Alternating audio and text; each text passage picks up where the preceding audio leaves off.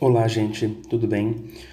Hoje vamos falar um pouco sobre o conforto térmico e o resfriamento passivo. Esse trabalho foi realizado pela Débora Yolanda, o Luan Christian e o Matheus Torquato. Então vamos começar a falar um pouquinho sobre o que é o conforto térmico. Definimos como conforto térmico como a satisfação mental de temperatura propiciada por um ambiente às pessoas que nele estão, onde haja um equilíbrio entre as temperaturas frias e quentes, o qual você não sinta muito frio e nem muito calor e não tenha dificuldades para manter a temperatura interna do corpo. Existem muitas formas de controlar e medir o conforto térmico, como a temperatura do ar, a umidade e a temperatura radiante, podendo se destacar ainda alguns fatos que envolvem o conforto térmico e o resfriamento passivo, como em casos de construções civis, que usam resfriamento passivo, pode-se obter uma maior economia de energia, pois poderia diminuir o uso de ventiladores e ar-condicionados em dias mais quentes. Falando um pouquinho agora sobre as variáveis do conforto térmico. Nós temos o metabolismo, que é a atividade física, que consiste na questão do corpo tentar sempre manter um conforto térmico. Então, se você está quente, o corpo vai tentar resfriar a sua temperatura. Se o seu corpo está frio, ele vai tentar aquecer o seu corpo através de reações químicas que ocorrem dentro do corpo humano. Nós temos a resistência térmica, que é em relação às suas vestimentas, roupas que servem para aquecer, como roupas isolantes, e roupas que ajudam a resfriar o corpo no caso de atividades físicas, por exemplo. E também temos a questão ambiental, onde o ambiente também tenta se equilibrar. Nós temos também aqui o que é o resfriamento passivo. O resfriamento passivo, ele integra design e tecnologia para climatizar um edifício, sem depender de energia. Essas técnicas, que vão desde o simples sombreamento até o elaborado projeto estratégico da construção, não exigem energia e podem diminuir ou eliminar a necessidade de resfriamento elétrico. Como já citado, tem algumas coisas que podemos fazer, serão citadas mais à frente, mas as técnicas de resfriamento passivo não exigem o uso de energia elétrica ou a combustão. Então, vamos falar um pouquinho sobre as técnicas preventivas do resfriamento passivo. Nós temos o microclima e design do site. Isso se consiste na consideração do clima local, dos ventos, para que se aplique para poder ser realizado um ambiente mais adequado para o corpo humano, as pessoas que residem nesses edifícios, para que fiquem com um conforto térmico melhor. Nós temos o controle solar, que consiste em sistemas de sombreamento projetados, que são sistemas que vão projetar mais sombras de forma a evitar o aquecimento excessivo. Nós temos também a forma e layout de construção, que se utiliza na construção para evitar aquecimento excessivo e melhor ventilação, já envolvendo também a questão de design do ambiente. Temos o isolamento térmico, que, como o nome já fala, consiste em isolamento.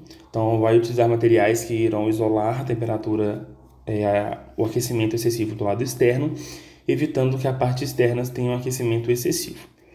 Temos os padrões comportamentais e de ocupação, que consiste num grande número de pessoas nos mesmos ambientes e luzes ligadas em locais vazios.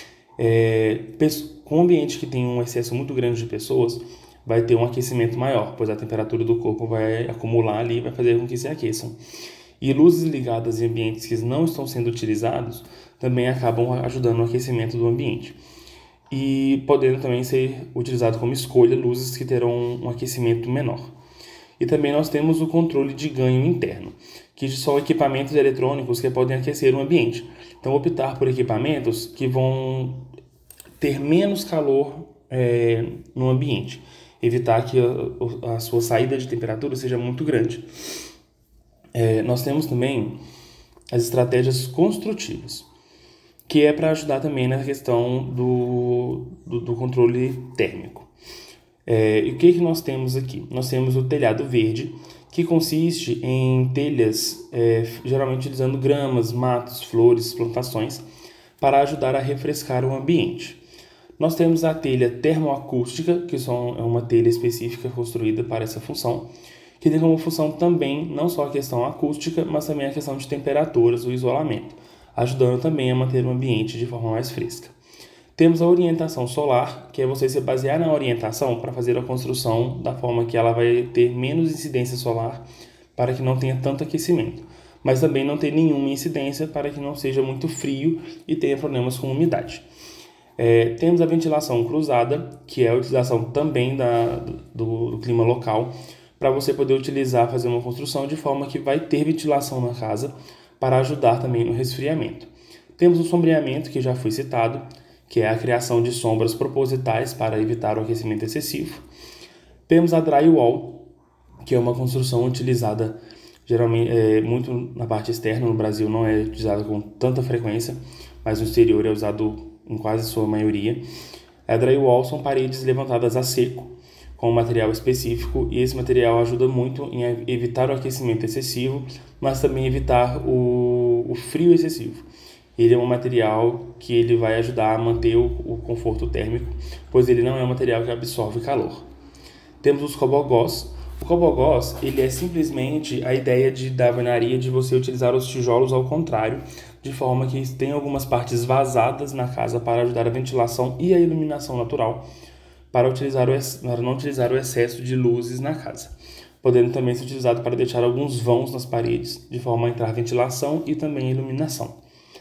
E temos os brises. Os brises, eles são fachadas utilizadas para que o sol não tenha incidência direto dentro da casa, de forma a diminuir a temperatura excessiva, mas também deixando de forma a ter um pouco de incidência em locais que não vai ter tanto contato com as pessoas, pois pode ter ocasiões prejudiciais.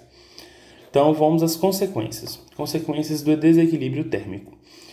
Os efeitos sob forte calor são desidratação acentuada, vesículas roxas em áreas de pele onde a incidência do calor for maior, dores e espasmos musculares, desequilíbrio neurológico, fraqueza muscular e dificuldade de concentração.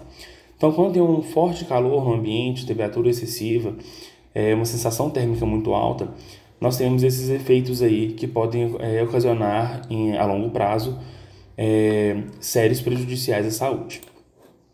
E também nós temos os efeitos sobre baixa temperatura, que consiste em arrepios e dormência nas mãos, dificuldade de locomoção pela ausência de circulação sanguínea nas articulações, cansaço em excesso, perda da consciência e diminuição da frequência cardíaca em situações nas quais a exposição a frio é elevada.